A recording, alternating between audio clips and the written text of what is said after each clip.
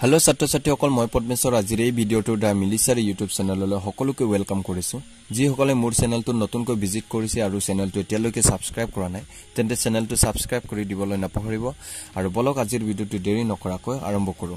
আজি আমি হিকিম ক্লাস 10 ৰ অনুশীলনী 3.2 কোৱেশ্চন নম্বৰ 2 ৰ পৰা আমি যোৱা ভিডিওটোত আমি 3.2 কোৱেশ্চন নম্বৰ 1 ৰ বিষয়ে আলোচনা কৰিছিলো আজি আমি Hikkim question number 2 question number 2 এনে ধৰণে দিয়া আছে A1 by A2, B1 by B2, আৰু C1 by C2 অনুপাত কেইটা ৰিজাই তলৰ ৰৈখিক সমীকৰণ জোৰ কেইটা বুজোৱা ৰেখা দুটা এটা বিন্দুত কাটিবনে বা সমান্তৰাল হ'বনে নাই লগ লগা হ'ব তাক নিৰ্ণয় কৰিব কৈছে এতিয়া আমাক কোৱেশ্চন কেইটা দিয়া আছে এনে ধৰণে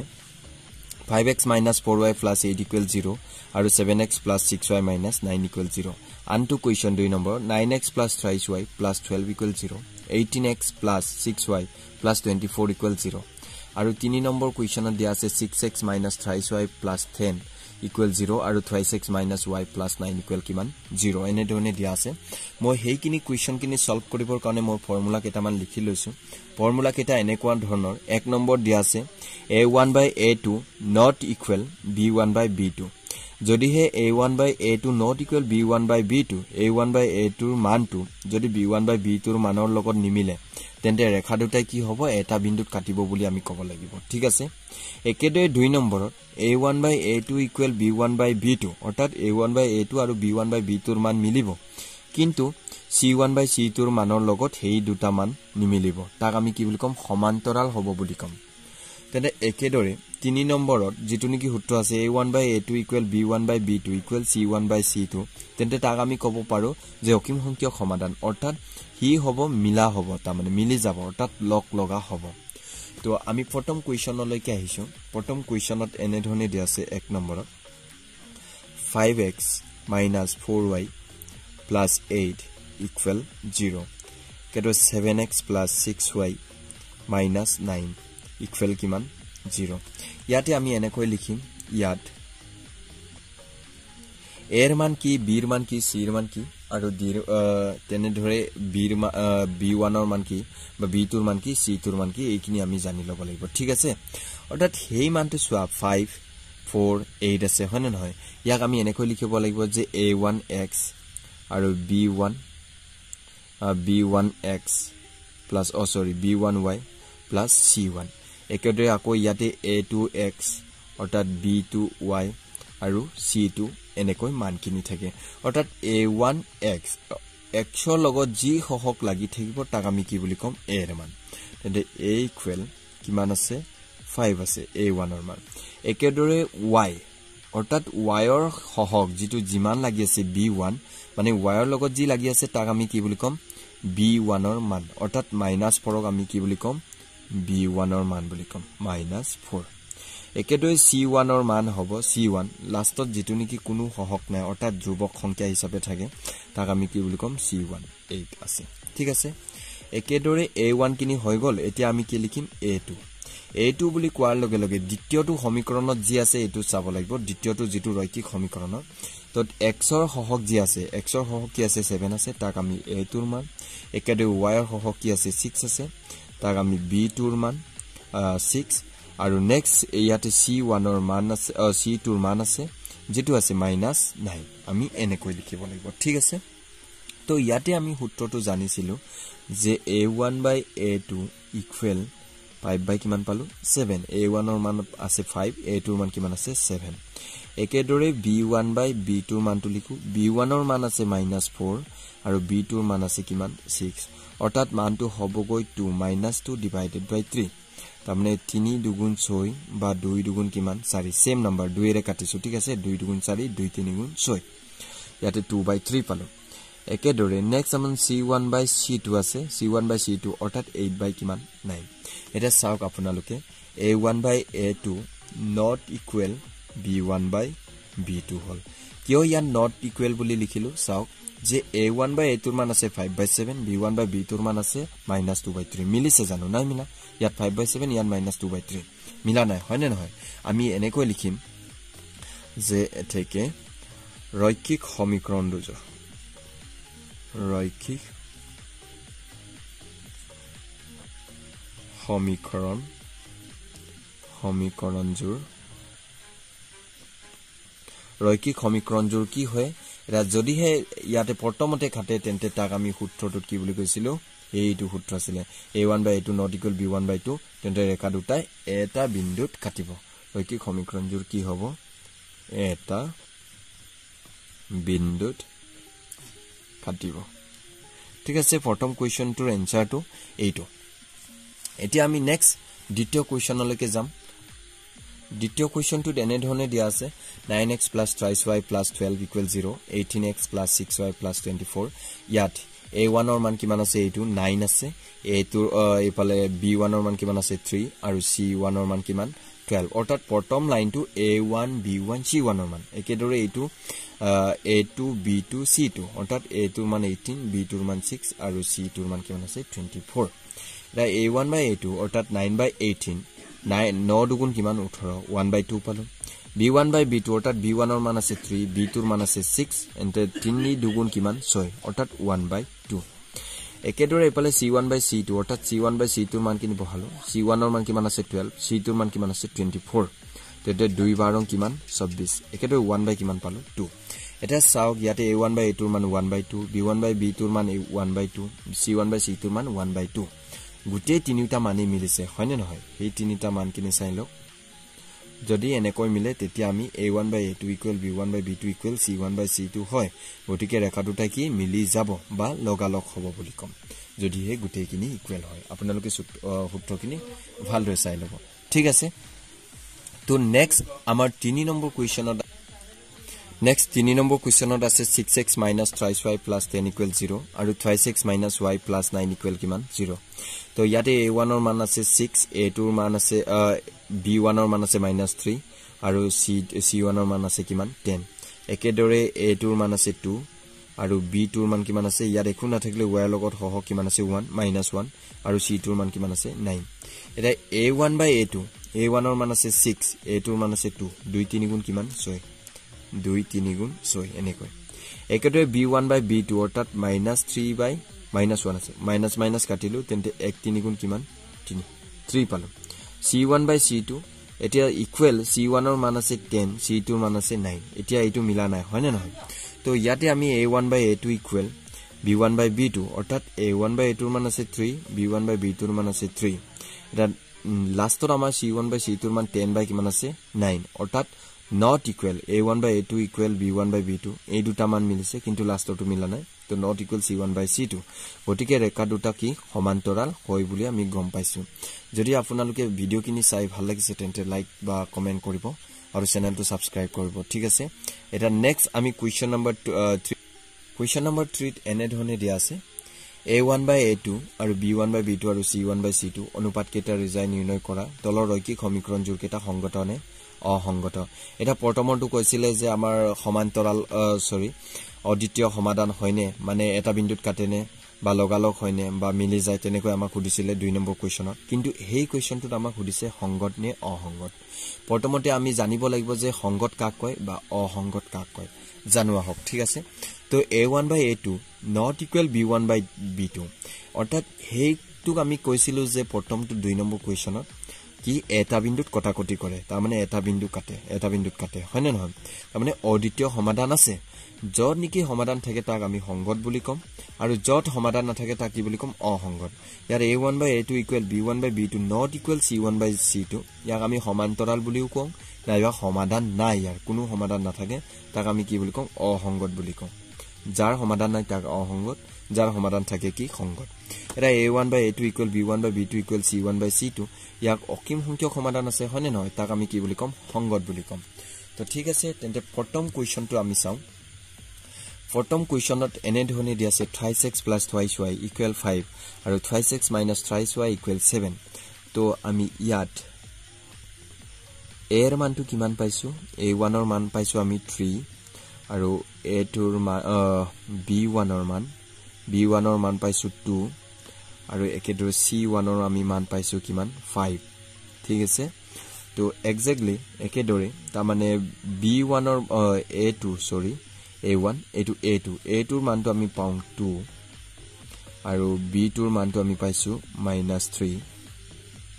আৰু c2 ৰ মানটো আমি পাইছো 7 অৰ্থাৎ হেই গুটেকিনি a1 b1 c1 এটো a2 b2 c2 এনেকৈ তো ইয়াতে আমি লিখিলো a1 by a2 ইকুৱেল কিমান আছে a1 ৰ মান আছে 3 a2 ৰ মান কিমান আছে 2 একেদৰে b1 by কিমান b2 অৰ্থাৎ b1 ৰ মান আছে 2 b2 ৰ মান আছে কিমান 3 -3 আৰু এইফালে c1 by কিমান c2 c1 ৰ মান আছে 5 c2 ৰ মান কিমান আছে 7 এটাকে আমি গম পাইছো যে ইয়াতে সোৱা 3/2 2/3 মিলা নাই হয়নে নহয় তো যদি হে মিলা নাই তেন্তে আমি কেনেকৈ লিখিব লাগিব a1 by a2 not equal b1 by b2 যদি হে প্ৰথমটোতে মিলা নাই তাক আমি কি বুলি কওঁ যদি এনেকৈ নিমিলে তেন্তে তাক অদ্বিতীয় সমাধান থাকে বুলি কওঁ অৰ্থাৎ অদ্বিতীয় সমাধান থকা মানে কি হয় সংগত আমি এনেকৈ লিখিব লাগিব এটাকে সমীকৰণ জোৰ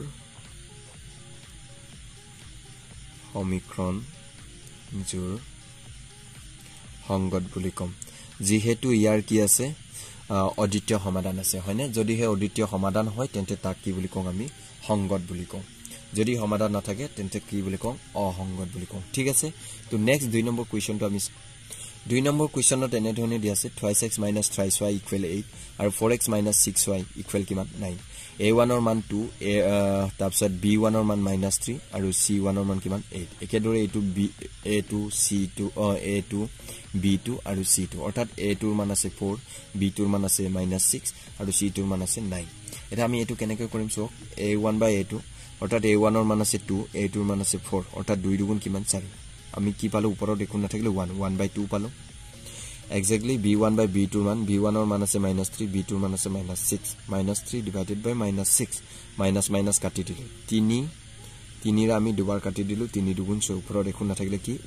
1 by কিমান পালো 2 c1 by c2 ৰ মানটো ইকুৱেল 8/9 অৰ্থাৎ c1 ৰ মান আছে 8 c2 ৰ মান আছে 9 এটা চাওক আপোনালোকে 1/2 মিলিছে a1 by a2 equal b1 by b2 হৈছে কিন্তু c1 by c2 ৰ মানটো মিলা নাই not equal c1 by কিমান হৈছে c2 হৈছে তো এতিয়া আমি এটো লিখিব পাৰো a1 by a2 equal b1 by b2 not equal c1 by c2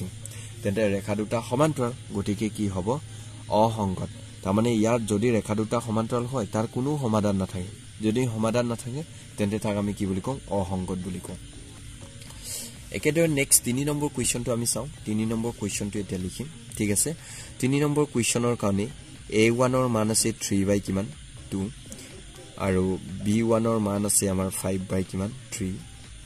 c1 ৰ মান আছে আমাৰ কিমান 7 exactly a2 ৰ মান কিমান আছে 9 আৰু b2 ৰ মান আছে কিমান -10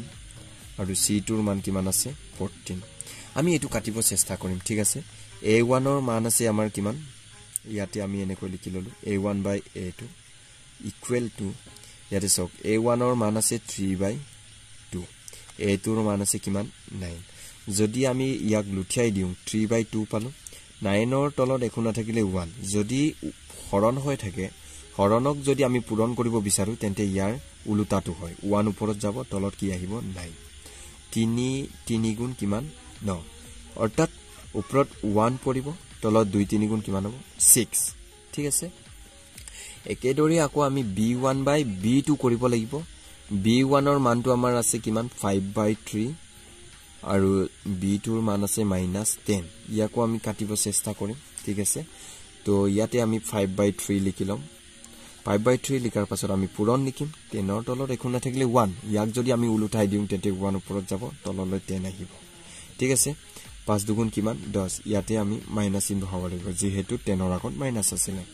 ওপৰত 1 3 দুগুণে 6 -6 পালো নেক্সট আমাৰ c1 by কিমান আছিল c1 by c2 অৰ্থাৎ c1 ৰ মান আছে 7 c2 ৰ মান আছে 14 7 দুগুণ কিমান 14 অৰ্থাৎ আমি কিমান পালো 1/2 পালো ঠিক আছে তেন্তে ইয়াতে আমি গম পাইছো যে a1 by a2 not equal b1 by b2 অৰ্থাৎ a1 by a2 ৰ মান আছে 1/6 কিন্তু b1 by b2 ৰ মান আছে 1/-6 তেন্তে হিউ কি হয় এটা বিন্দুত কাটে হয়নে নহয় তো আমি এনেকৈ লিখিম এতেকে সমীকৰণ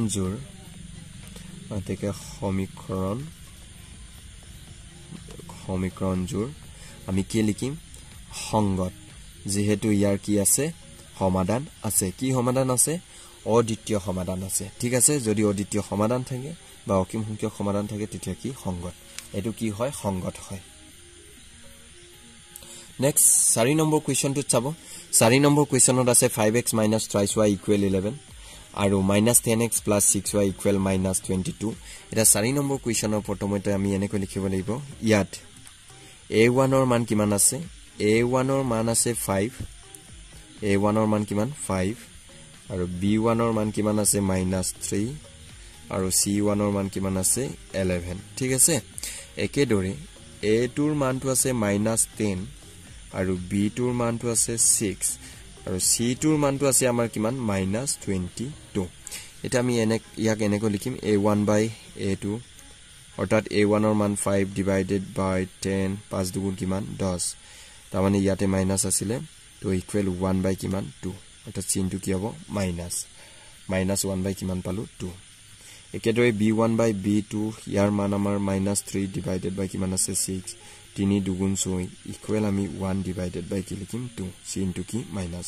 আপোনালোকে চাই লওক যদি ওপৰতে থাকক মাইনাস চিহ্নটো বা মাজতে থাকক বা হেকতে থাকক আমি কি বুজাম জাস্ট চিহ্নটো মাইনাস চিহ্নটো যতে থাকে থাকিলে হল আমি মাইনাস চিহ্নে বুজাম ঠিক আছে 1/-2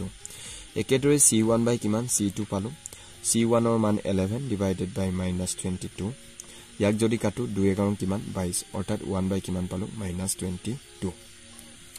ইয়াতে আপোনালোকে চাওক 22 নহয় সিঙ্গলটো ইয়াতে আমি পালো a1/a2 = b1/b2 = c1/c2 অৰ্থাৎ তিনিটা মিলে চাওক 1/-2 1/-2 আৰু 1/-2 অৰ্থাৎ -1/2 বুলি পঢ়িব পাৰে ইয়াতে আমি এতিয়া যদি এনেকে পাইছো তেন্তে কি লিখিম এতেকে কি আছে অসীম সংখ্যক সমাধান আছে অৰ্থাৎ সমাধান থকা মানে এই কি হয় সংগত লিখি দিও অসীম সংখ্যক সমাধান অসীম সংখ্যক সমাধান আছে গতিকে সমীকৰণজোৰ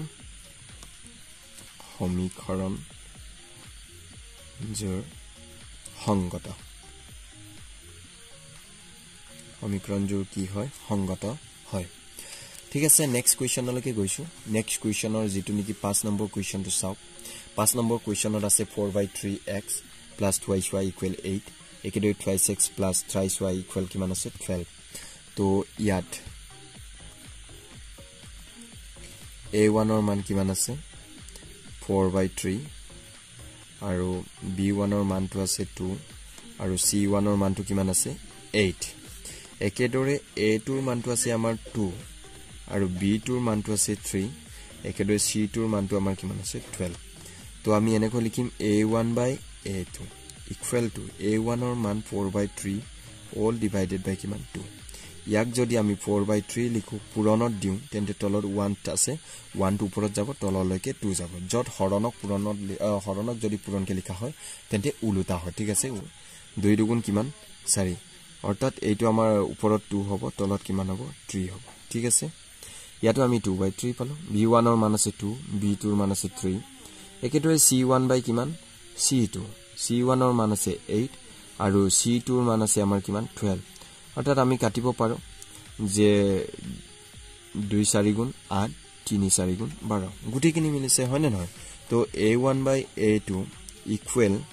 b1/b2 = c1 কিমান c2 2/3 2/3 2/3 গুটিখিনি মিলিছে তেন্তে আমি সূত্ৰটোত কি পাইছো এটো a1/a2 b1/b2 আৰু c1 কিমান c2 তা আমি লিখিব লাগিব এনেকে এতেকে সমীকৰণজোৰ সংগত নে অসংগত যদি হে গুটেইখিনি সমান হয় তেন্তে হি কি হয় সংগত হয় কাৰণ অসীম সংখ্যক সমাধান থাকে এনেকৈ লিখিম সমীকৰণজোৰ সংগত বুলি লিখিম ঠিক আছে সংগত ঠিক আছে আজিৰ ভিডিওটি মানে যদি ভিডিওটো ভাল পাইছে তেন্তে লাইক কমেন্ট কৰিব আৰু চেনেলটো সাবস্ক্ৰাইব কৰিবলৈ নাপাহৰিব সো আজিলৈ মানে বাই বাই পাছত আকৌ পুনৰ এটি ভিডিওতে লগ পাম